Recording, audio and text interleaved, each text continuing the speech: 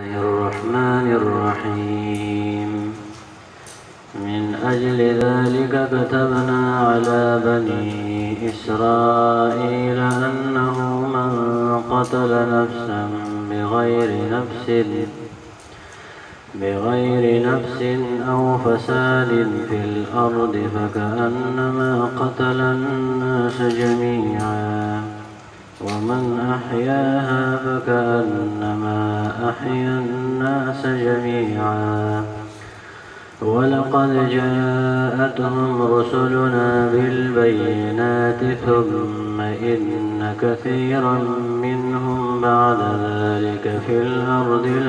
لمسرفون إنما جزاء الذين يحاربون الله ورسوله ويسعون في الأرض فسادا أن يقتلوا أو يصلبوا أو تقطع أيديهم وأرجلهم من خلاف أو ينفوا من الأرض ذلك لهم خزي في الدنيا ولهم في الآخرة عذاب عظيم إلا الذين تابوا من قبل أن تقدروا عليهم فاعلموا أن الله غفور رحيم.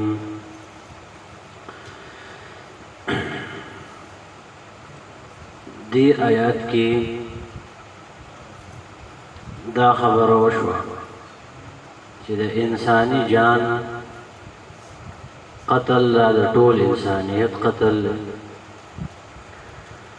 او د انسان د قتل او د مرګ نه بچ کول د ټول انسانان ژوند دی کول او بچ کول. د دین یو مسله خدا واضح شوه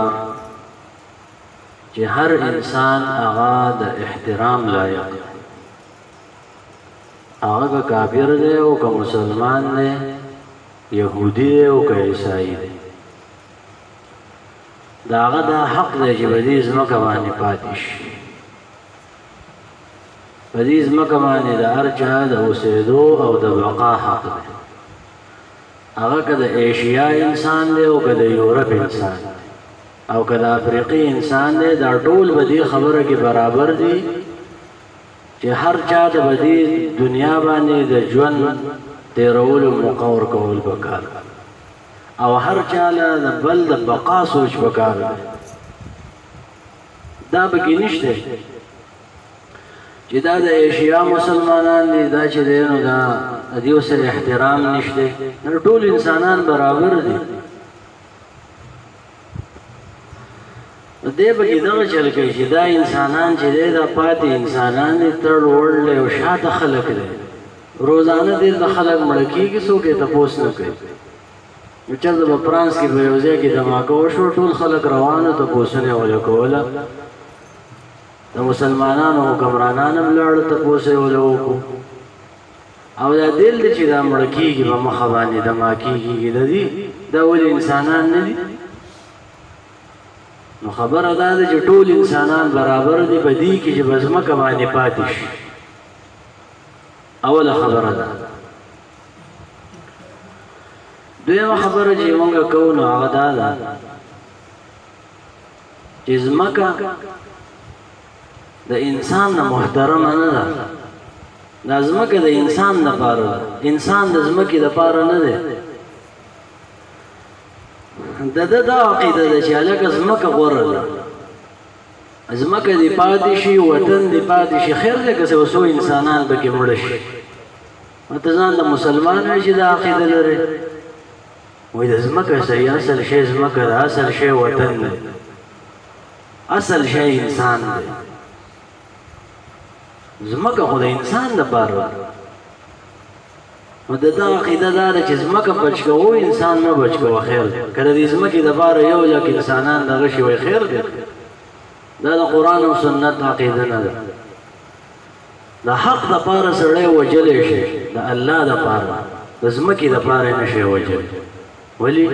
ځمکه د انسان نه ښکته ده او حق د انسان نه اوچت دی.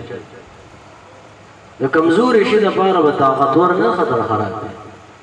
د انسان نه الله اوچت دی، حق دی اوچت دی. که د هغې دپاره د انسان قتل وشي نو خیر دی. ځمکه خو کمزوری شی دی، د دې دپاره به انسان نه وشي. دریم دا دی چې مونږ دا وویله چې په قتل کې دا هم راځي. جدید طریقې د قتل کې یوه طریقه دا ده چې کومه ډاکټران چې دی حمل وګوري او وایي دا معذور دی، خپې نشته یا لاس یې نشته، نو وایي دا ضایع کړي، نو دا هم قتل د انسان دا حرام دی او ګناه کبیره دی. معذور انسان به پیدا کیږي، الله تعالی ول رزق ورکوي او تعالی الله تعالی د هغې د وجې نه رزق درکوي. ستا دا ډاکټري په دې باندې روانه ده چې ته د بیمارانو علاج کوې، ته به بیا څه خورې. څلورم کله ناکله داسې وشي چې د واده نه مخکې حمل وي، د واده نه مخکې حمل وي، نو دا چې ډاکټر له لاړه شي نو هغه اوس وایي چې واده نه دی شوی، اوس بسې چل کېږي، دا جینۍ خو اوس دا پلار به وجني. نو دا ډاکټر داسې ووایي چې دا حمل به مونږ ضایع کړو، اسقاط حمل به وکړو، ابارشن به وکړو، بچی به ضایع کړو. دا هم حرام دی، دا هم قتل له انسان دی. د ډاکټر ډومین دا نه دی چې خلک د قتل نه بچي.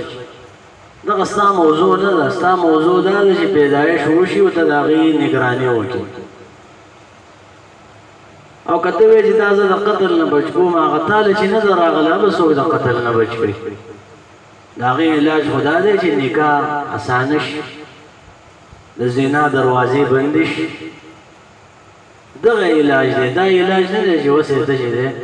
حمل ضایع کوه او قتل کوه. دغه هم قتل د انسان دی. او ستا کار دغه دی نه چې ته خلک د دې نه بچ کړي، او ته دا موضوع خو ستا نه ده، خپل میدان پېژانده غواړي. پنځمه مسله دا ده چې یوه زنانه ده چې هغې ته تکلیف دی. مثال په طور باندې که پیدایش وشي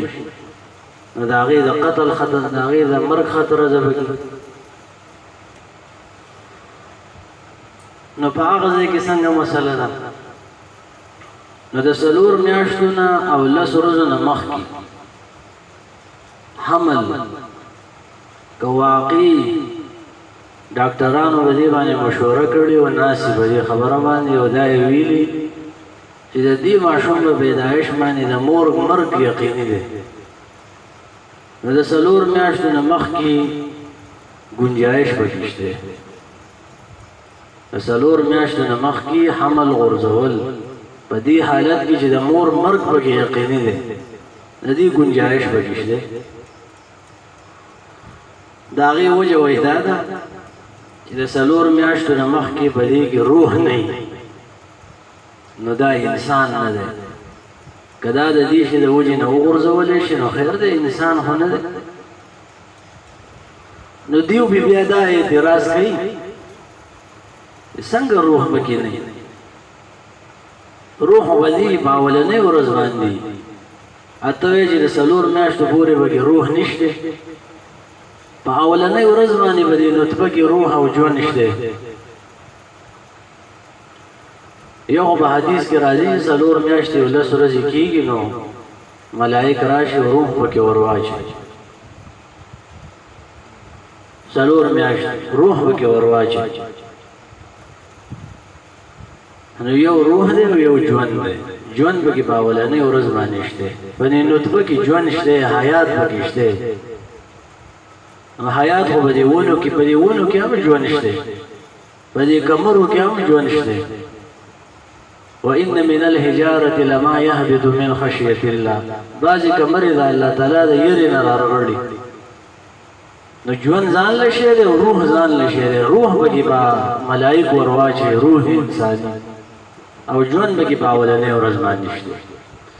نو که یقینا چې د مور د تکلیف او د هغې مرګ پکې یقیني نو بیا د حمل غورځولو کې څه ګنجایش دی لیکن د دې نه علاوه چې کومه طریقې دي د غریبۍ د وجې نه نور څه د وجې نه نور څه د وجې نه دا حمل غورځول دا قتل د انسان دی الله تعالی به دا خلق راکړي که هغه دوایانې استعمالوي او که ګولۍ خوري نو دا قتل د انسان په جدید طریقه باندې دی یو قتل سړی دی چې وویني به تا چا پسې اسلحه راوالي او جدید قتل دغه دی چې ګولۍ وخوري او څه دوایانې خوري ومن احیاها چا چې یو سړی د مرګ نه بچ کو فکأنما احیا الناس جمیعا لکه چې ټول خلک یې ژوندي کړلي او د مرګ نه بچ کړلي جمیعا ټول خلک دا خبره واضحه ده په دې کې دا مسله واوره چې بعضې خلک چاله یو اندام ورکوي اندام ګرده ورکوي چې بل سړی د مرګ نه بچ او ژوندی شي د دې څه حکم دی څوک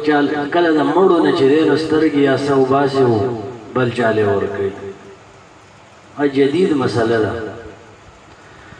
اولنۍ خبره خو دا ده چې دا ته چې چاله څه ورکوې نو ولې دا ستا جسم ستا دی اته چې دا خپله سترګه رالی او چاله یې ورکوې نو نه ستا ده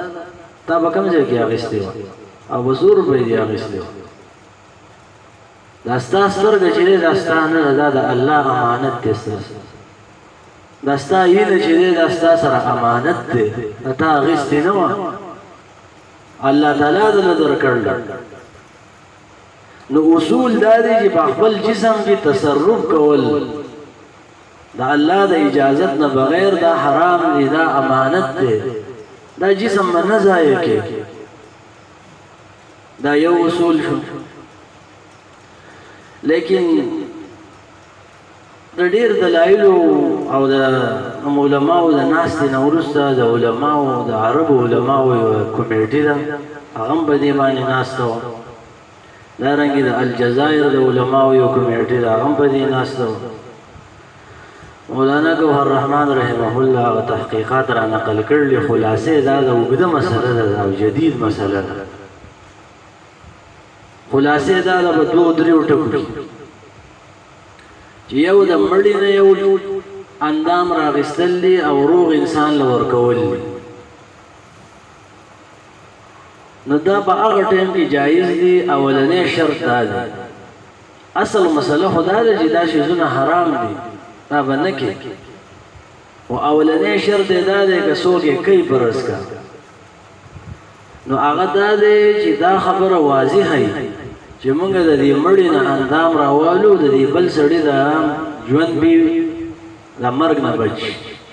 دا خبره به اول واضحه وي مثال په طور د دې مړي نه موږ زړه راوباسو او دې ژوندي سړي ته ولګو نو دا به یقیني چې دی د مرګ نه بچ دا به د څه زمانې پورې ژوند دی دا خبره به یقیني کاسی کېدې شي خبره و نو بیا د مړي اندام راایستل دا حرام اولنی شرط دا دی دویم شرط دا دی چې د کوم سړي نه دا اندام وایستلی کېږي هغه به یقیني مړي د هغه مرګ به هم یقیني دریم شرط دا دی چې وارثانو به اجازت کړی بس مړی دی زموږ مړی دی اوس یو سړی مړ کېږي او بل آپشن نشته بس زړه یا ګرده یا څه شی دې وباسي اجازت دې کړی څلورم شرط دا دی چې کاروبار به دې نه جوړوي او نن سبا د اعضاو پیوندکاري دا کاروبار دی کوم هلته چې زلزله وشي بعضې ادارې دي هغه هلته ورسي زخمیان هم پکې مړه کړي ډېر او دا په دنیا کې لوی کاروبار روان دی غلا پکې هم کېږي د اعضاو پیوندکاري او خلک تختی او د هغې نه څه اعضا وباسي او بیا یې خرڅوي نو دا په هغه ځای کې دی چې یقیني یو سړی مړ کېږي او بل اپشن نه یې پاتې بل علاج یې نه نو په هغه ځای کې که یو ژوندی انسان چاله ګرده ورکړي یا د مړ نه راویستلی شي نو د دې جواز شته او کاروبار یې نشته او د دې ادارې نه دي پکار او دا عذاب پیونکاري د اخلاقانې او دا شیزونه هم پکې نه دي قاعده دا ده چې الضروريات تبيح المحظورات د ضرورت د وجې نه حرام شی حلالېږي او ضرورت څه ته وایي ضرورت دغې ته وایي چې بل ابشن نه او واقعي سړی دلته دی مړ کېږي بل علاج ممکن نه دی نو بس مجبوري ده د مجبورۍ تحت که د مړي نه یا د دې ژوندي نه یو عضو ورکړی شي او دې سړي ته ولګولی شي د دې ګنجایش دی او د ژوندي نه چې راغلی به هغې کې بل پنځم شرط دا هم دی چې دا ژوندی سړی هسې نه چې مړ شي داسې عضو چې راوایستلی شي یا هغه مړ شي نو دا بیا ټیک دی دا څه جدید مسایل دي په دې ځای کې ما وویل او دا زمونه ګران دي نو په قلاره قلاره به دا وایو سیاسي احکام دي او معاشرتي احکام بگی مخی تراروه من اجل ذلك الذي وجنا كتبنا على بني اسرائيل پرسکړیو او لیکلیو مونږه په بني اسرائيل باندې انه یقینا شان ذلك من قتل نفسا اغچا چې اوجو یو نفس لرا بغیر نفس بغیر نفس بغیر د وجلو د بل نفسنا او فساد فی الارض او بغیر د فساد نفس مګه کې فكأنما قتل الناس جميعا بویا چې وجل د خلق لرا ټول لرا ومن احیاها اغسوک چې ژوندی وساتي یعنی بچ کې د مرګ نه یو انسان لر دی نفس لرا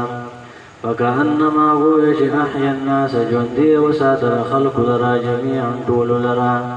بچ وساتل خلق لرا جميعا ټول لرا ولقد جاءتهم داخل سراغلی ودی بني اسرائیل ته رسولنا پیغمبران زمونږه بالبينات بواضح دلائل سرا ثم إن كثيرا منهم بعدير كسان منهم ذي بني إسرائيل بعد ذلك ورسل دينا في الأرض فزمككي لمسرفون هذا حد نزياته كون كذي تجاوز كون كذي خلق وجهي أو لاري وجهي دق زياته كون